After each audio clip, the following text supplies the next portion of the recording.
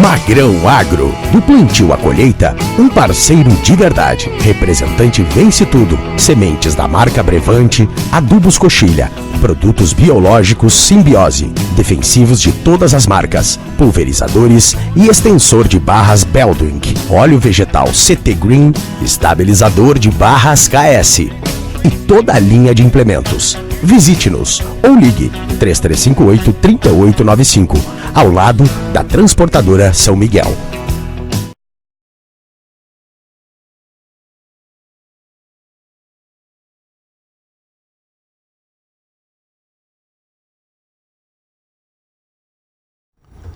Amigos, muito boa noite.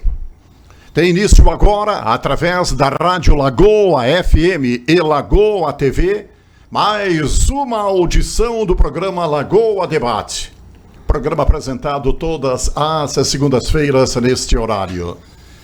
No programa desta segunda-feira, contaremos mais uma vez com a participação do deputado federal Ronaldo Santini, nosso conterrâneo. Durante o recesso parlamentar, as festas de Natal e Ano Novo, aproveitou para dar uma esticadinha à terra natal. Veio para rever familiares, para rever amigos e, claro, para descansar um pouco, buscar energias, retemperar as energias para o ano de 2020 que está aí. Claro, aproveitamos para convidá-lo no sentido de participar do programa Lagoa Debate. Vai fazer um breve balanço de como foi o ano de 2019, como foi sua atuação na Câmara dos Deputados, como é que está sendo a experiência como deputado federal, seus projetos, suas propostas, suas iniciativas, as matérias mais importantes. Está conseguindo colocar em prática aquilo que entabulou, tão logo assumiu uma cadeira na Câmara dos Deputados? As emendas parlamentares, especialmente para a sua terra natal, a Lagoa Vermelha. O que podemos esperar de 2020? Meu caro deputado Ronaldo Santini, muito boa noite. Obrigado pela sua presença aqui no Lagoa Debate. Boa noite, Ademar. Boa noite, nossos telespectadores. É, sem dúvida nenhuma, sempre uma satisfação muito grande poder dividir essa bancada contigo. Aqui a gente consegue fazer um balanço de tudo aquilo que vem sendo produzido no âmbito do Congresso Nacional. Aqui a gente também sai com uma série de outras demandas que vão surgindo ao longo do dia que a gente passa aqui na cidade, que a gente vai ouvindo as pessoas e nos oportuniza que a gente possa também manter essa proximidade que é o nosso objetivo do mandato, de sempre estar próximo àquilo que pensam os nossos eleitores, os nossos munícipes, a cidade de um modo geral. Então sempre que surge essa oportunidade eu venho com muito prazer, porque para mim é um orgulho e uma alegria estar aqui. Qual é o saldo de 2019, deputado Ronaldo Santini? Ademar, eu acho que nós vivenciamos... Claro, em termos de Câmara dos Deputados. Sim, eu tenho feito uma reflexão já há algum tempo sobre isso, onde a gente tem uma visão de que nós passamos talvez pelo ano mais difícil do período que teremos dos 4 anos, que são os anos que compõem este período eleitoral que nós vivenciamos. Foi o primeiro ano da apresentação daquilo que na prática pensa efetivamente o Palácio do Planalto, a equipe do governo, do presidente. Foi o primeiro ano que nós tivemos para discutir as propostas que foram encaminhadas ao Congresso, que teve uma característica que nunca antes havia acontecido, que foi a renovação de mais de 50% dos parlamentares que lá estavam.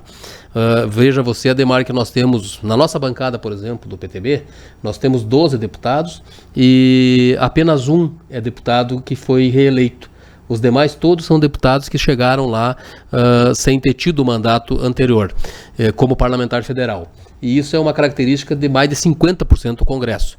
Nós tivemos um ano muito conturbado para a economia do nosso país, nós tivemos um ano muito conturbado para a questão dos conceitos, por exemplo, que envolveram a cultura, que envolveram a questão de ideologias familiares, de ideologias armamentistas, de uma ruptura de um processo que vinha acontecendo já há 12, 15, 16 anos aqui no país e que por vontade da sociedade, graças a Deus a democracia nos permite isso, resolveu virar essa chave e ir num caminho completamente inverso àquele que ia.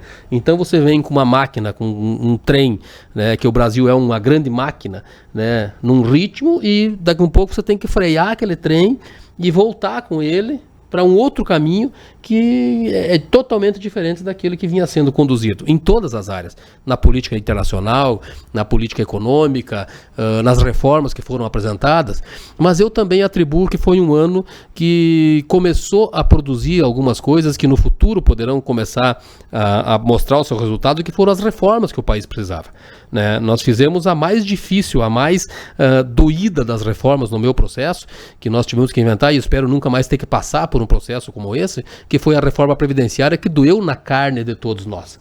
Nós que somos INSS, nós que não temos aquele regime de previdência especial, que não optamos por ter a previdência especial, porque era uma questão optativa, e eu, por uma questão até mesmo de não ser desleal com os meus eleitores e poder discutir a nossa previdência de forma conjunta, optei por ficar no regime do INSS. Nós sabemos o quanto vai nos custar caro isso, o quanto nós teremos que dar da nossa cota de contribuição para isso. Mas logo em seguida agora vai ser feita a reforma tributária, e que, se Deus quiser, vai começar a nos devolver o poder de consumo, vai acabar barateando o custo da nossa vida a partir da reforma tributária, e nós vamos poder começar a melhorar as nossas vidas a partir disso. Nós vamos fazer a reforma administrativa, que vai rediscutir o tamanho do Estado, que tamanho de Estado nós precisamos. Isso agora para o ano que vem. Agora para o próximo período. Então é uma outra reforma que talvez em algumas determinadas funções vá ter também um processo de muita dor, de muita perda, mas nós precisamos rediscutir o tamanho do Estado. Nós precisamos ver o que efetivamente é serviço de Estado e o que nós podemos já começar a terceirizar ou contratar em parceria público-privada, e nós temos exemplos muito claros nesse sentido, Ademar, quando nós falamos, por exemplo, na questão de saúde. Hoje, eu que presido aí a Frente Parlamentar em Apoio às Santas Casas e Hospitais Filantrópicos, que fiquei 7 anos aqui no Estado como presidente da frente, e hoje lá em Brasília integro a Frente Parlamentar Nacional, nós temos números que são assustadores do ponto de vista do custo-benefício de quando você tem um hospital 100% público, como é o caso do Hospital Conceição, em Porto Alegre, e quando você compra o mesmo serviço da Santa Casa de Misericórdia de Porto Alegre.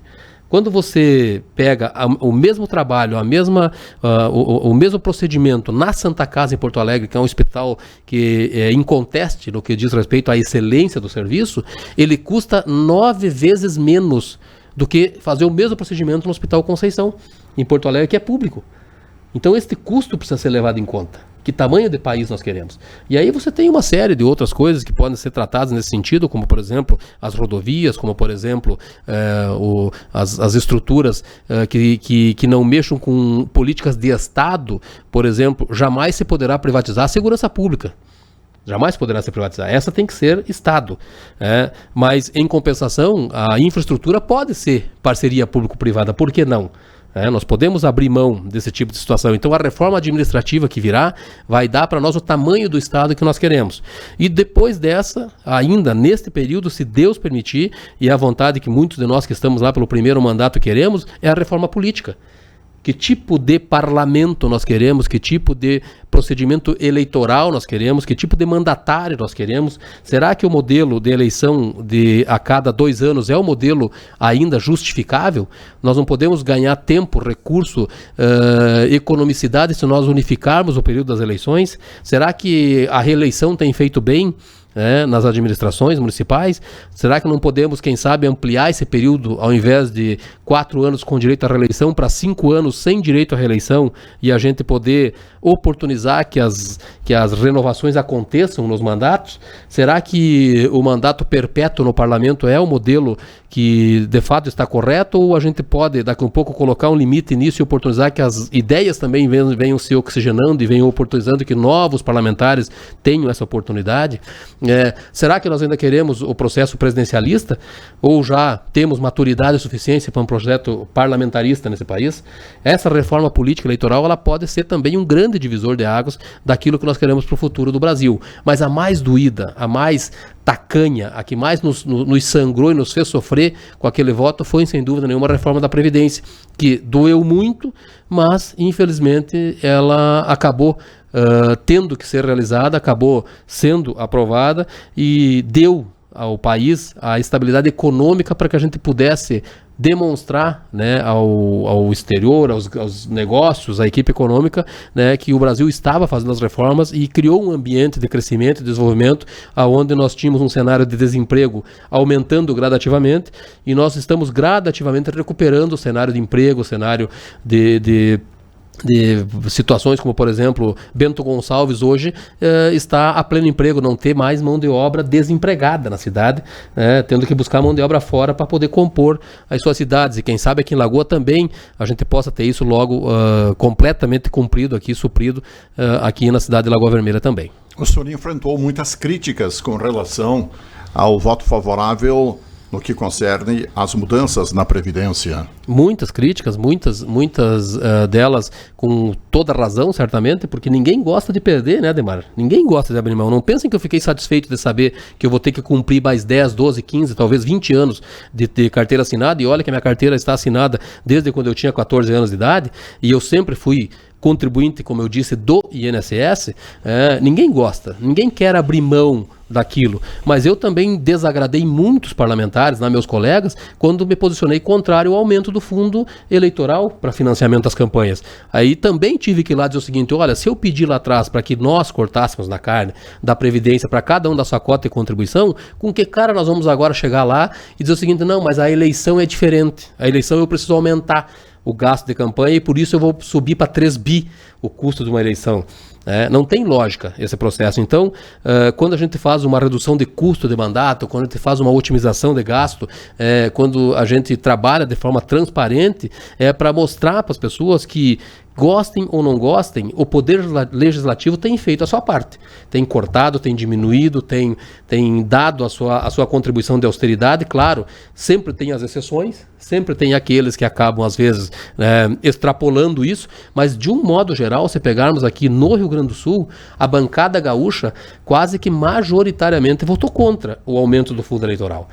Raras exceções em alguns votos ali, a lista está à disposição para quem quiser acessar em qualquer meio de comunicação, qualquer internet, busca, sei lá, vocês vão ver quem foram os que votaram a favor do aumento do fundo eleitoral, para que tivesse uma campanha mais financiada com mais recurso público, e quem se posicionou ao contrário. E a mim não foi surpresa, mas ao Congresso Nacional foi uma surpresa.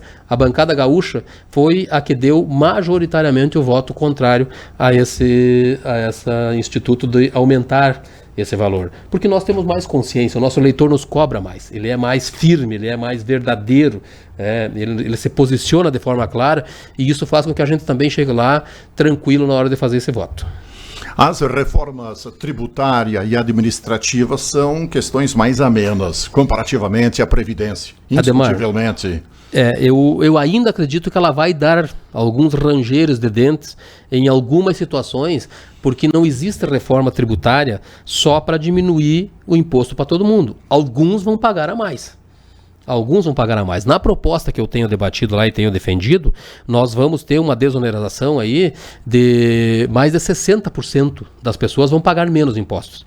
Uns outros 38%, 36%, 38% vão manter a mesma carga que nós pagamos de impostos. E 1 ou 2% da população, que são aquelas pessoas que ganham acima de 40 mil reais, de 60 mil reais, esses pagarão uma carga bem mais elevada de impostos, chegando a pagar até 40% de imposto para quem ganha acima de 60 mil reais. Mas como eu disse, nós precisamos tornar essa tabela do imposto de renda mais próxima da realidade daquilo que nós vivemos. Ela tem que ser uma tabela mais justa do ponto de vista que a gente possa, por exemplo... Mais equilibrada. Na proposta que eu defendo, Ademar, quem ganha até 4 mil reais vai ser isento do imposto de renda, que foi a proposta que nós encaminhamos lá à Casa Civil do governo, e o governo sinalizou agora há poucos dias que pode acontecer que quem ganha até 4 mil reais mude, a sua faixa para isenção, porque essa pessoa que paga hoje 27,5% de imposto de renda, que está nessa casa dos 4 mil, ele vai pegar este valor e ele vai reinvestir na sua vida. Ele não vai guardar na Bolsa de Valores.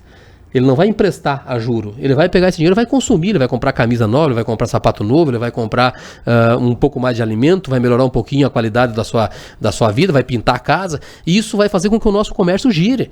E ao girar, nós vamos gerar emprego e renda.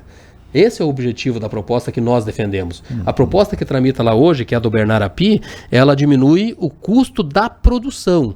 Ela tira o imposto do meio da cadeia produtiva e automaticamente, então, força que lá no final da cadeia produtiva nós tenhamos lá, através do IVA ou do IBS, que é o nosso brasileiro, o imposto brasileiro, uma redução de preço da mercadoria. Mas não basta tão somente baratear o preço. Nós precisamos fazer com que as pessoas tenham condições efetivas de compra. E eu acredito que um país ele cresce e se desenvolve a partir do consumo. A produção, a indústria, ela é importante para que a gente possa fomentar, gerar emprego e renda para que o trabalhador tenha dinheiro para gastar, para comprar. E o consumo, ele se dá através de uma melhora na renda. De duas formas. Ou se aumenta o salário e se penaliza aqueles que pagam os salários e impostos, ou se reduz a carga tributária. Porque ao reduzir a carga tributária, automaticamente esse dinheiro volta para a sociedade em consumo. E essa é a ideia que nós estamos defendendo lá. Com relação à reforma administrativa, é como eu disse, algumas carreiras serão extintas. Algumas situações funcionais acabarão por deixar de existir porque já talvez não se justifiquem mais da forma como está. Por exemplo? Olha, nós temos, sei lá, uma imensidão de coisas. Agora, há poucos dias atrás, o governo publicou um decreto aí que extinguiu quase 300 carreiras que estavam ainda existentes no processo. Então, é difícil você falar se debate pronto o que não se justifique mais. Mas vamos aqui pegar uma função rápida. Cargo de motorista para a função pública.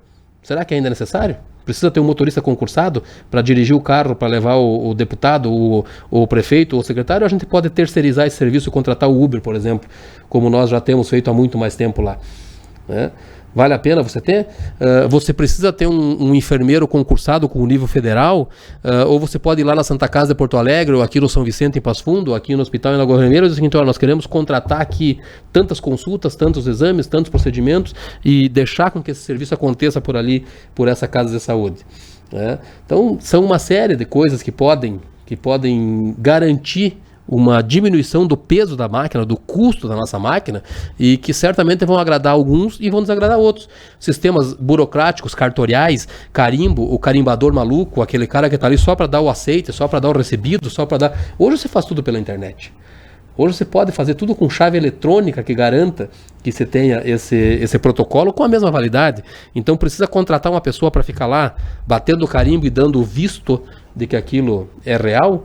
Um cartório, por exemplo. Quanto custa um cartório hoje na vida da sociedade? Precisamos de todos aqueles procedimentos de reconhecimento de firma, de situações como essa. Então, claro, se você vai falar, por exemplo, nas questões fiscalizadoras das atividades, sempre é importante que tenha a mão do Estado e a garantia do Estado de que aquele servidor não vai perder o seu emprego quando mudar o poder político. Você não pode ficar à mercê, né, de quem assume o poder, por exemplo, nas funções fiscalizadoras, agentes fiscalizadores. Mas as funções de meio, na sua imensa maioria, já podem ser tratadas como parceria público-privada. Com que questões outras tem se debatido lá na Câmara dos Deputados, deputado Santini? Demar, eu tenho sempre trabalhado muito em função das minhas bandeiras, das nossas causas, que são as causas que compõem o nosso mandato, que é a questão da segurança pública, que é a questão da saúde, das santas casas, dos hospitais filantrópicos, a questão da infraestrutura, que para nós é uma luta permanente, fazer com que as nossas obras regionais sigam e não saiam do radar da importância que elas têm em cenário nacional. Com relação à segurança pública, uma boa notícia transmitida pela imprensa ao transcurso da semana. Uma boa notícia. Por liminar, presidente do Supremo Tribunal Federal, Dias Toffoli, desbloqueou dinheiro das loterias para a segurança pública. 50% da receita das loterias deverão ser repassados imediatamente aos estados. Para o Rio Grande do Sul, 40 milhões. Se isso acontecer. Só para o Rio Grande do Sul. Bom, nós vivemos na segurança pública talvez o pior dos momentos do ponto de vista de quem presta serviço para a segurança pública, que são os nossos policiais, que são os agentes de segurança, os agentes carcerários, que vivem numa situação caótica, né, com salários infelizmente atrasados, com incertezas com relação ao repasse, mas nós vivemos um novo momento da segurança pública, que é esse momento hoje de uma robotização da segurança pública, de um processo de inteligência, onde se associa a diversas outras informações, onde você tem um compartilhamento de informações da segurança pública que tem nos permitido oferecer um resultado melhor no ponto de vista de combate à criminalidade. Mas nós precisamos avançar muito mais ainda sobre isso. Nós precisamos ter o 100% do cercamento eletrônico feito em todas as localidades do nosso município, por exemplo.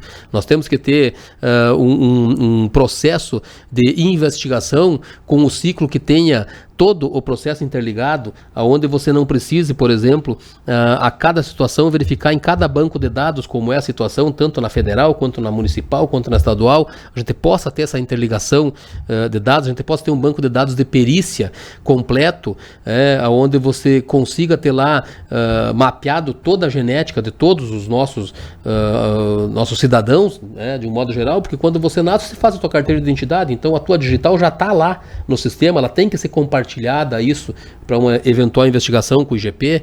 Nós temos um sistema prisional que ainda é um sistema prisional vergonhoso, falido, irresponsável, eu diria até de certa forma, porque nós temos feito escola de criminosos e não recuperação de presos, como é o que prevê o nosso ordenamento jurídico, mas quem sabe logo aí à frente nós tenhamos um modelo como o de Santa Catarina, por exemplo, que resolveu enfrentar a crise do sistema prisional quando teve aquele caos e que as facções se revoltaram e acabaram incendiando ônibus e promovendo um grande caos na sociedade, e o governo resolveu dizer o seguinte: não, quem manda na segurança pública é o Estado, não é o crime. E para isso nós vamos colocar cada um no seu lugar. E o preso lá hoje, todo o sistema prisional catarinense, ele é uniformizado, todos os presos trabalham. O sistema prisional catarinense, Ademar, ele produz... ele tem uma produção dentro da cadeia que permite que a família do preso receba parte do seu salário que ele ganha lá dentro, que permite que o Estado se aproprie de parte desse recurso para manter o presídio, ou seja, o preso paga pelo seu custo lá dentro, trabalhando, e que permite que muitos presos saiam lá de dentro com 100, 120, 130 mil reais ao final da sua pena, porque ele acaba não gastando do seu que ele ganha, e aquilo fica depositado numa poupança para quando ele sair de lá, ele ter o seu recurso, que não justifique mais ele dizer que teve que voltar a roubar, porque não tinha como comer. Ele sai de lá com recurso. Então ele protege a família aqui fora, não faz com que a família se torne dependente da facção aqui fora, porque ele manda o seu dinheiro mensal para lá, ele garante a sua renda para quando sair de lá e ele ainda paga pelo seu custo. E sabe o que você produz dentro dos presídios de Santa Catarina, Ademar? Você produz móveis, você produz peças mecânicas, você produz aparelhos telefônicos dentro do presídio. O preso sai de lá com uma profissão, não é com um castigo. Ah, tem que botar quebrar pedra, tem que fazer, tem que... Pode até ser um modelo que seja defensável, mas o que ele vai sair dali com o que de profissão? Ele vai continuar quebrando pedra? Ele vai continuar... Ele não vai ter profissão. E se nós queremos manter o processo de ressocialização do preso, nós precisamos também garantir que ele saia dali com uma profissão. E esse sistema precisa ser enfrentado. O nosso presídio municipal de Lagoa Vermelha, por exemplo, precisa ser enfrentado, essa discussão que nós temos aí, do ponto de vista do que nós queremos que saia lá de dentro. Colocar lá dentro não é fácil. Manter lá dentro, ainda pior. Agora, certamente, do jeito que está, o que está lá sai pior do que entrou. Sai muito mais comprometido com o lado do crime do que com o lado da recuperação social. E é isso que nós precisamos fazer com relação à segurança pública, não só no combate à prisão e ao crime, mas também fazer com que quem vai lá para dentro do sistema volte melhor à sociedade. Em cima ainda desta questão da segurança pública, deputado Ronaldo Santini, a aprovação do pacote anticrime. Olha, ele foi um pacote importante, ele chegou na casa muito robusto, com muita política muito dura contra o crime organizado, e infelizmente é como eu disse, Ademar, nós vimos com um caminhão, com um trem, num ritmo. Este ritmo guinou para cá. Bom, nem todos entenderam esse processo. Alguns ainda ficaram pro lado de lá.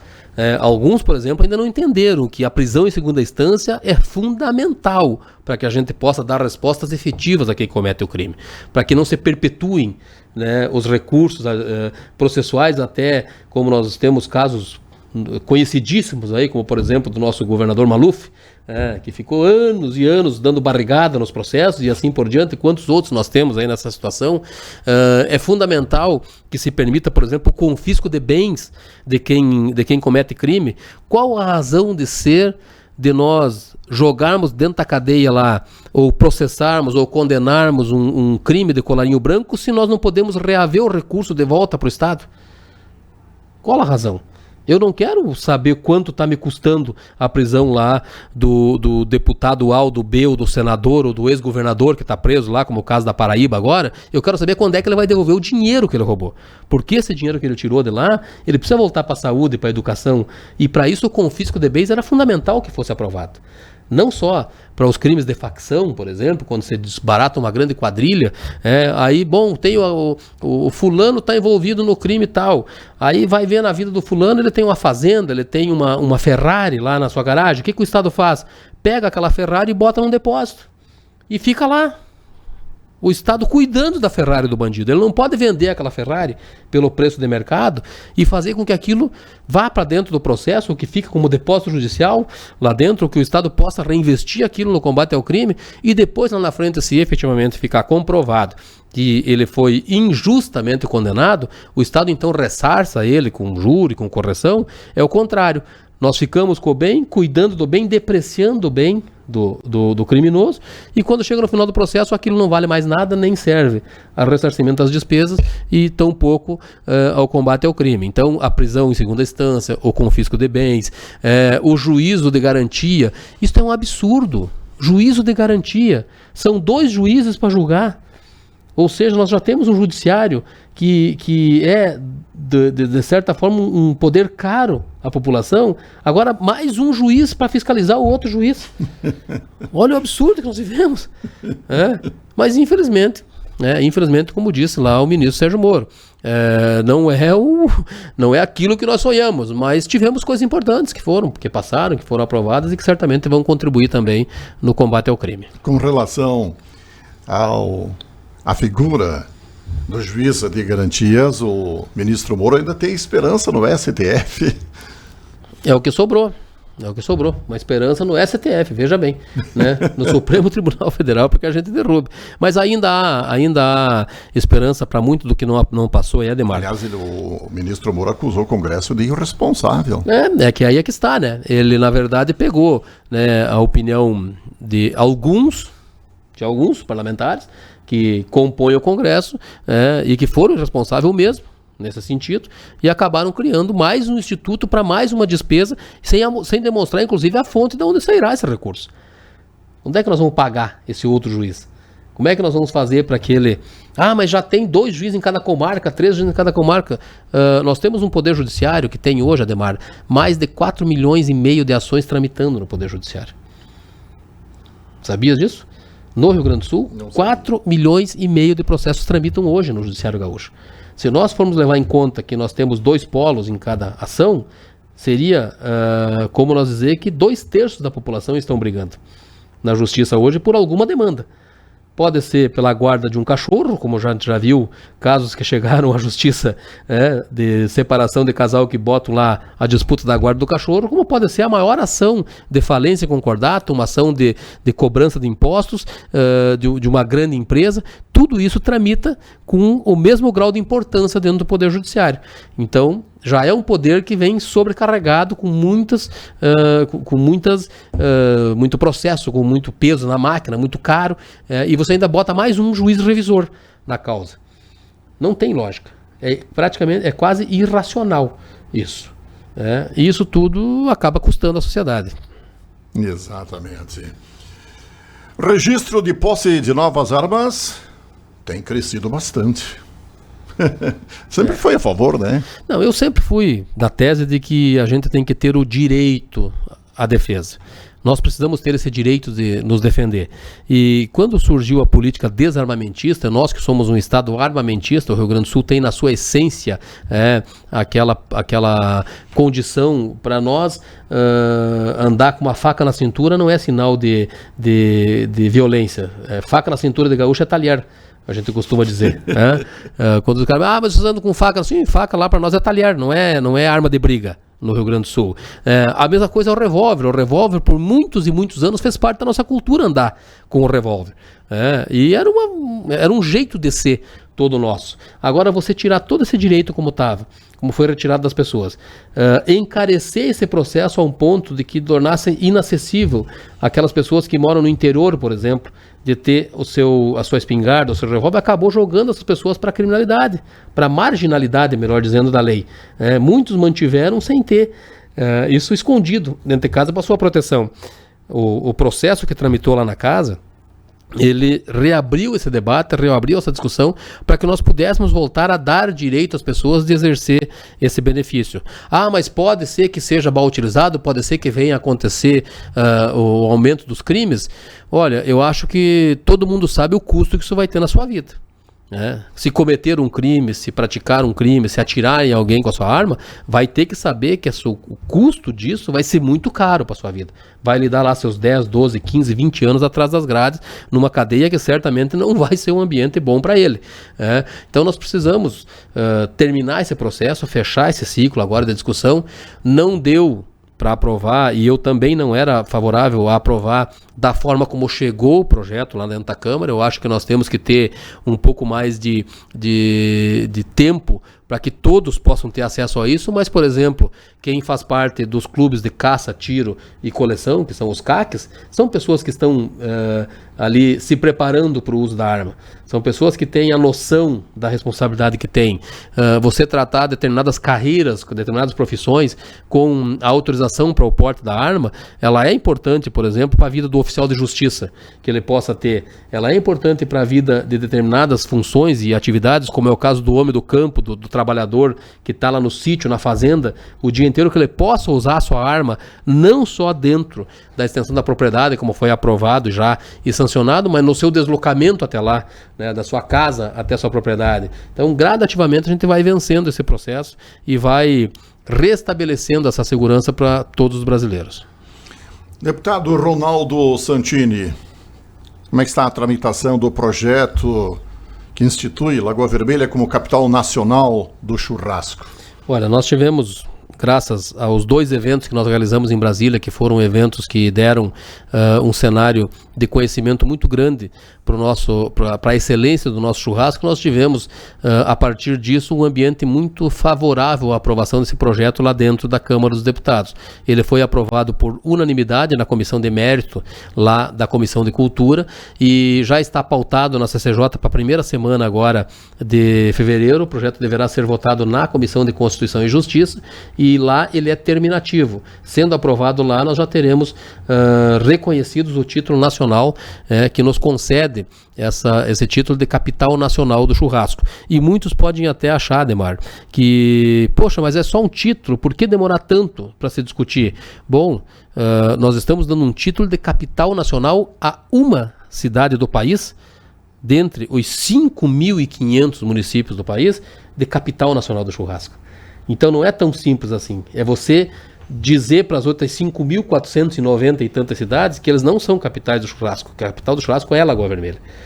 E isso pode, inclusive já foi objeto até de ações judiciais no passado lá, e por isso essa demora, esse zelo para fazer, quando deram, por exemplo, o título de capital da cachaça para uma cidade, e a outra cidade reclamou, não, só um pouquinho, porque se aqui a produção per capita é maior, se aqui nós temos maior número de cachaças premiadas, aqui nós temos, como já aconteceu com outros títulos que foram concedidos lá, capital do milho, por exemplo, que foi concedido para uma cidade de Minas, e houve uma ação judicial contra os membros da comissão, pedindo reparação para essa cidade que se sentiu ofendida. Então, mas felizmente, Ademar, felizmente, o lançamento da Frente Parlamentar em Defesa da Cultura e Tradição Gaúcha, com o churrasco de Lagoa Vermelha e o jantar oferecido na casa dos líderes partidários, lá na residência oficial do presidente da Câmara, nos permitiu que a gente pudesse colher a opinião daqueles que fazem a pauta do Congresso andar e a pauta das comissões andar, do que significava para nós ter esse título de capital nacional do churrasco e da excelência da nossa carne, da manutenção da história de como fazer, de como realizar o churrasco, e nos garantiu a aprovação por unanimidade na Comissão de Cultura. E a capital da chula? Outro título importante para a nossa cidade, porque ela mantém um resgate e mantém um ambiente cultural para um dos segmentos da cultura e tradição gaúcha que poucas cidades do Rio Grande do Sul ainda têm. Nós estamos mantendo e nós estamos ampliando cada vez mais o Festival da Chula, do Sapateio, aqui na cidade, graças ao esforço dos que compõem, que integram esse grupo que fez renascer essa paixão aqui. E isso tudo, Ademar, nos ajuda a criar um ambiente para a cidade que é um ambiente de olhar para a nossa cidade como turismo, olhar para a nossa cidade como desenvolvimento, como crescimento no polo industrial moveleiro, por exemplo, porque toda vez que você vai pesquisar sobre Lagoa Vermelha, você vai falar sobre o churrasco da Lagoa Vermelha, automaticamente as outras atividades aparecem. O quanto nós temos de agropecuária, o quanto nós temos de excelência, por exemplo, nas nossas lavouras, no nosso produto aqui da cidade. Então tudo isso é importante para essa sequência de coisas que vem acontecendo no futuro com Lagoa Vermelha. Isso. As emendas parlamentares, especialmente para o município de Lagoa Vermelha, o senhor tem dedicado uma atenção especial? Ademar, eu tenho procurado fazer com que meu mandato ele possa produzir resultados práticos para a cidade, e para nós o resultado prático é melhorar a vida das pessoas. Política de discurso, política de blá blá blá, política de idealismo só pela marcação da posição, ela não ajuda a melhorar a vida das pessoas. O que ajuda a melhorar a vida das pessoas é trazer dinheiro para manter aqui a saúde do nosso hospital financiado, nos ajuda a manter a economia da cidade, trazer recursos para a compra de máquinas agrícolas, para a compra de caminhões, para a pavimentação de ruas. Isso ajuda a cidade naquilo que nós precisamos. E nós temos feito esse trabalho lá, procurando manter aquilo que nós nos comprometemos. Primeiro, a saúde. Se depender do nosso mandato, como eu tenho dito, o hospital da nossa cidade não fecha. Nós temos garantido que os recursos cheguem aqui e que ajudem a manter o hospital funcionando. Nós temos buscado trazer recursos aqui para a cidade para a agricultura familiar. Recursos que vêm aí para melhorar a vida dos pequenos produtores, e agora, dia 7 de março, devemos estar inaugurando a Casa do Produtor, aqui, que foi uma luta lá de trás, oportunizar que os nossos produtores possam comercializar o seu produto direto com o consumidor aqui na Casa do Produtor, numa feira permanente que vai acontecer. Foi o senhor quem intermediou a canalização de recursos para essa finalidade. Esse recurso partiu lá do nosso mandato, ainda como deputado estadual, e agora, como deputado federal, a gente deu continuidade e sequência nisso, para que a gente pudesse seguir trabalhando nesse sentido. Nós fomos buscar desenterrar lá um recurso que estava praticamente perdido, que era o recurso para a construção da nossa estação de tratamento de esgoto da cidade aqui, 2.400.000 reais, Ademar, para a primeira fase do processo, para fazer a nova estação de tratamento de esgoto aqui da cidade de Lagoa Vermelha, que foram liberados. Nós buscamos recurso para fazer com que a gente tivesse condições de buscar junto ao IBAMA 5 carretas de madeira apreendida para fazer a recuperação do assoalho, do forro, das casas atingidas aí pelo evento do granizo. Então vieram 5 carretas de madeira já aqui para a cidade de Lagoa Vermelha, ainda tem mais madeira para chegar, que acabou sendo destinada para cá. Nós tivemos aqui a liberação de 450 mil reais agora empenhados para pavimentação de ruas. Nós tivemos já a indicação de 430 e poucos mil reais para ser aplicado na escola Desidério Finamor, aqui em Lagoa Vermelha, para melhorar também a escola agrícola da cidade. Nós tivemos 600 mil reais aqui na compra de 2 caminhões que estão vindo para a cidade, para ser destinado um caminhão frigorífico que vai ser destinado aqui pela Secretaria da Agricultura, e outro caminhão para a área agrícola também, um caminhão caçamba que veio para cá. Ou seja, uma série de coisas que estão vindo aqui para a cidade, custeio para a saúde, como eu falei, recursos que estão vindo agora novamente para a saúde aqui do município e para a área social, para construir um novo lar de idoso da cidade de Lagoa. Olha o quanto tempo nós precisamos aí, quanto tempo nós vemos empurrando com a barriga essa questão do lar de idoso. Agora, felizmente, nós vamos ter esse trabalho possibilitado através do nosso mandato. Esses recursos são na ordem de quanto, deputado? Olha, hoje, Ademar... Para a Casa do Idoso? 250 mil reais. 250 mil reais. Então, se nós formos pegar aqui, Ademar, na nossa planilha aqui de recursos encaminhados à cidade aqui, que dá para deixar bem detalhado isso, vamos só fazer aqui um levantamento rápido aqui. Vamos pegar a região como um todo. Acho que é importante a gente falar sobre Capão Bonito Sul, 250 mil reais para pavimentação asfáltica. na cidade de Capão Bonito Sul. Se nós formos falar em Ibiraiaras aqui, em Caseiros, R$150 mil para Caseiros para equipamentos agrícolas destinados, mais 250 mil em Ibiraiaras para pavimentação asfáltica também, 200 mil para a viatura que vai ser destinada aqui agora para o município de Ibiraiaras também, uma viatura nova no valor de R$200 mil. A que se destina essa viatura? Vai ser feito pela Secretaria de Segurança Pública, direto ao CRPO, eu não sei se é para civil ou para brigada, vai ser uma caminhoneta nova, uma caminhoneta equipada já com tudo aquilo, por isso é um pouco mais cara que as viaturas normais, mas vai ser uma caminhoneta que vai ser destinada para cá, já está lá na Secretaria de Segurança do Estado. R$300 mil para o Hospital São Paulo aqui, para o custeio do hospital.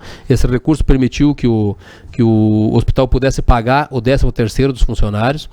R$300 mil para um caminhão frigorífico aqui para a Lagoa Vermelha.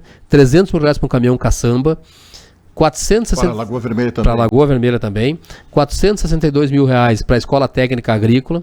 R$147 mil para o custeio da saúde no município, não é o do hospital. No município, nos postos de saúde do município, dinheiro para comprar medicação, dinheiro para comprar insumos necessários aqui para a saúde do município, que também precisa do nosso apoio. R$250 mil, Ademar, encaminhados para fazer a construção de banheiros no interior, banheiros naquelas casas do interior que precisam de uma estrutura melhor.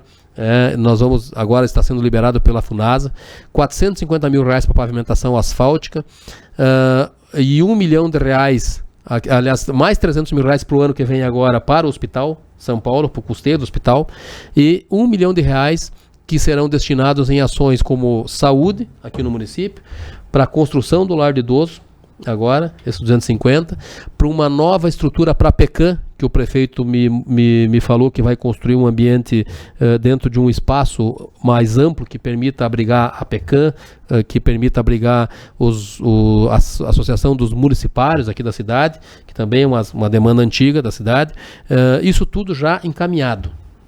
E nós temos todo o próximo ano para trabalhar ainda, além dos 2.400.000 da recuperação da estação de tratamento de esgoto da cidade. Então nós estamos falando aí de uma brincadeira que dá quase R$5 milhões, né? Esse mandato produziu só na suplência do deputado Santini, que é um mandato que caminha com metade da estrutura do que caminha o mandato de um titular.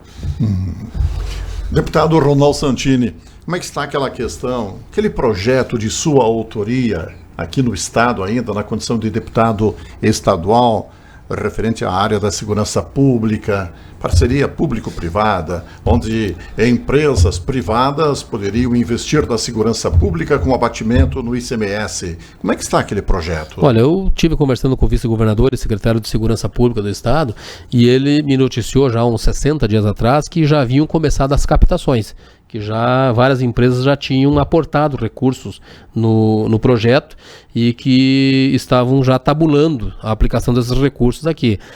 Se eu não me engano, a primeira empresa a doar foi uma empresa de Erechim, que fez a sua doação. E nós agora estamos discutindo em âmbito nacional o projeto.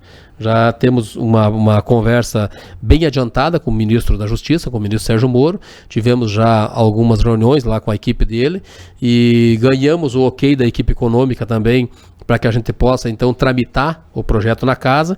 O que nós estamos fazendo agora é tabulando o texto do projeto. Logicamente, esse projeto não vai chegar na casa como autor, deputado Ronaldo Santini, porque ele tem vício de origem, né? Ele precisa partir do Executivo, mas todas as discussões, toda a base do projeto, nós estamos discutindo lá dentro do Ministério da Justiça com o ministro, e em breve teremos a possibilidade de também, através de recursos do IPI, recursos do PIS/COFINS, recursos, quem sabe, até do Imposto de Renda, permitir que também se possa aplicar em âmbito nacional os impostos devido parte deles na segurança pública. Eu tenho tentado, Ademar, fazer com que também se amplie isso para que a gente possa trabalhar dentro do sistema prisional esse recurso. Investir em presídios com estrutura que permita as indústrias se instalarem dentro dos presídios e que a gente possa, então, fazer valer aquilo que nós sempre pregamos e desejamos, enfim, que o preso trabalhe enquanto está cumprindo a sua pena e não fique lá no ócio, lá dentro da cadeia, apenas com a mente liberada para produzir coisa ruim, que a gente possa utilizar ele de forma responsável como mão de obra também. Deputado Santini, uma última questão. BR-470, trecho Barretos André da Rocha. A questão de poucos dias o senhor publicou um vídeo no sentido de alertar para que não se crie falsa expectativa com relação à BR-470 nesse trecho. Ela tem toda uma caminhada a ser cumprida. A 470, Demar, nós temos trabalhado ela já dentro do cenário nacional, aí desde a sua federalização, há cerca de uns 5 anos mais efetivamente no processo de conclusão da rodovia.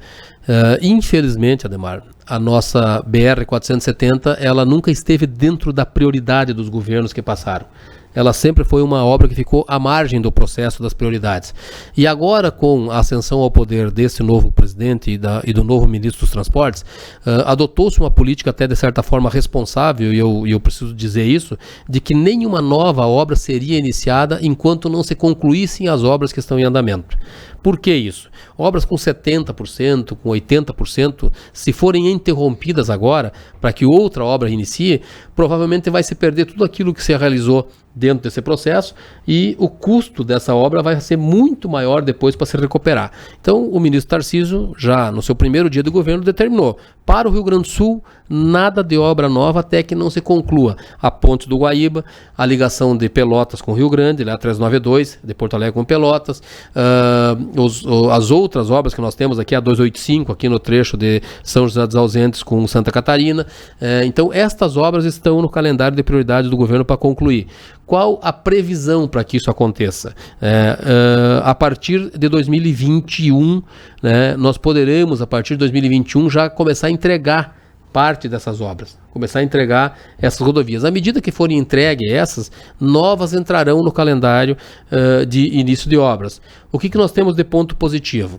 O estudo de viabilidade técnica, econômica e ambiental da BR-470, que levou em conta não só a conclusão de Barretos até André da Rocha, mas sim todo o trecho da rodovia, inclusive com a duplicação da Serra das Antas, que é um temor que se tem de que isso possa afogar o trânsito ali e tornar intransitável aquele trecho, levando em conta a duplicação de Bento Gonçalves até Carlos Barbosa, levando em conta a construção da ponte lá de Triunfo, que a travessia é feita por balsa até hoje, levando em conta todas as obras de arte que teremos na rodovia, que são os viadutos, as passarelas, as terceiras pistas, trechos duplicados, ela demonstrou duas coisas.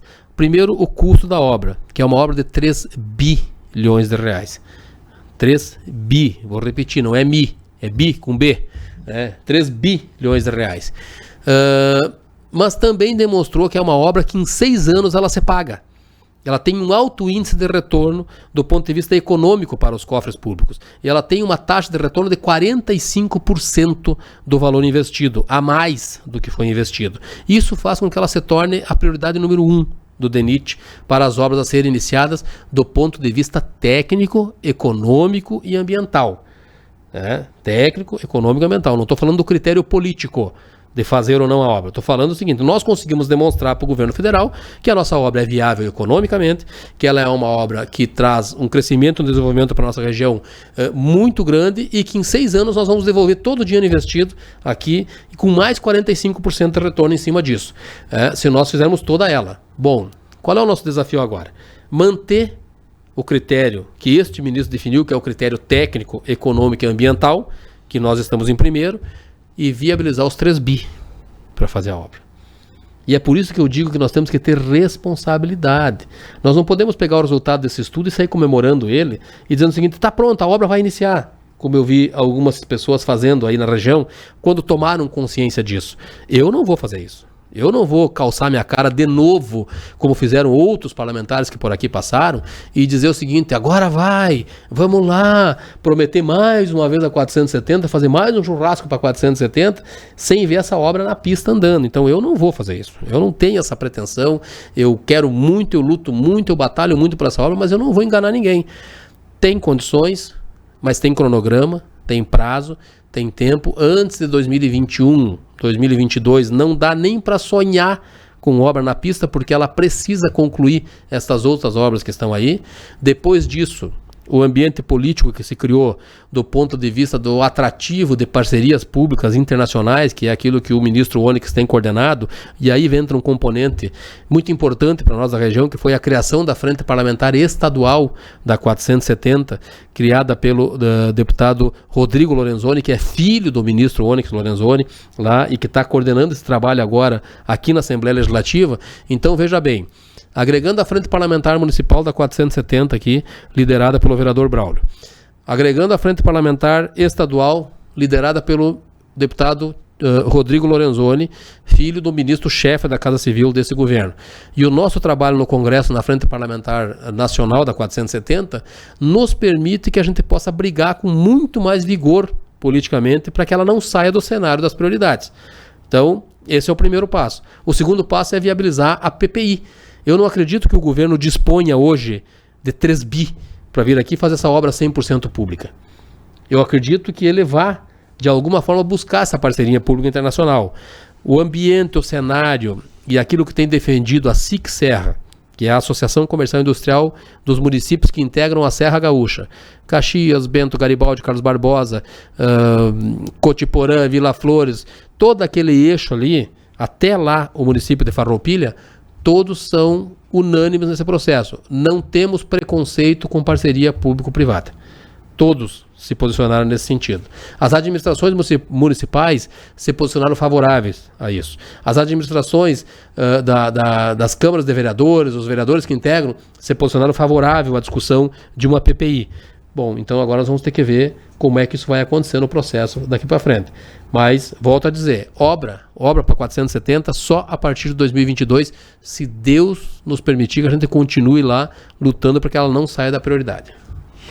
Estamos chegando ao final de mais uma audição do programa Lagoa Debate. No programa desta segunda-feira, a participação do deputado federal Ronaldo Santini, a quem queremos agradecer pela gentileza em atender o nosso convite, no sentido de participar aqui do nosso programa, deputado Santini. Demar, eu que agradeço a oportunidade mais uma vez.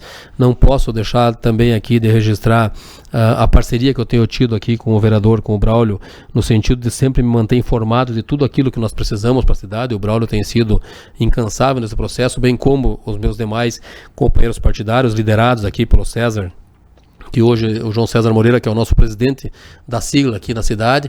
Também agradecer o apoio que a administração municipal tem nos dado no que diz respeito à elaboração dos projetos, ao trabalho realizado da confecção dos projetos, porque não adianta eu colocar o dinheiro se a prefeitura não montar o projeto. Então, toda a equipe técnica da administração municipal que tem trabalhado nesse sentido. Agradecer a ti, agradecer a Rádio TV Lagoa, que tem me oportunizado também trazer de lá semanalmente o nosso comentário de tudo aquilo que tem acontecido, né, no âmbito do cenário nacional, e isso também nos permite manter próximo aqui da cidade de Lagoa Vermelha, mas agradecer também a nossa cidade.